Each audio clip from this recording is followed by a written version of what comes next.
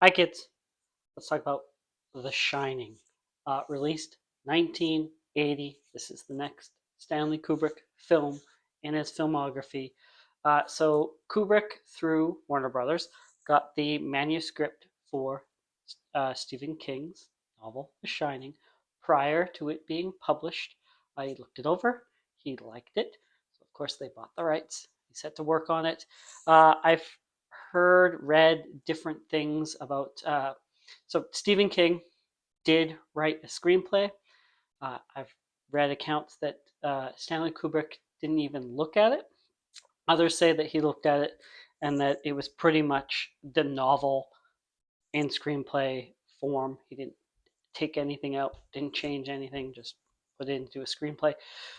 Either way, Stanley Kubrick did not use it. Instead, what Kubrick did is doing his research, researching horror. He came across a woman named Diane Johnson. Diane Johnson was teaching a gothic horror seminar. So he reached out to her and at first just started talking about horror, gothic horror, the elements, what makes it, and then eventually decided to hire her, work with her. So the two of them wrote the screenplay, but they just sat, they talked for a month before they even wrote anything down. They talked over the characters, the situations, and then they came up with scenes. They moved the different scenes around, put them together, see what works, does what doesn't. Then I think Diane Johnson wrote a script, and then Kubrick went rewrote it, and then she had a chance to write it again. And then all throughout shooting, Kubrick is constantly refining, refining, rewriting, finding the scenes. He likes to work with the actors and find the scenes. So much so that there's a behind the scenes documentary that Kubrick's oldest daughter, I think Vivian is her name, was shooting during. You can see in there, Jack Nicholson says that he doesn't even read the script until that day, right before shooting, because there's no point. It changes so often. So right from the outset, pretty much Kubrick knew that he wanted Jack Nicholson. He wanted Shelley Duvall. He liked her quirkiness. Nicholson, he had been wanting to work for some time, was interested in him when he was trying to work on his Napoleon biopic. So, of course, Stephen King agrees with a lot of things.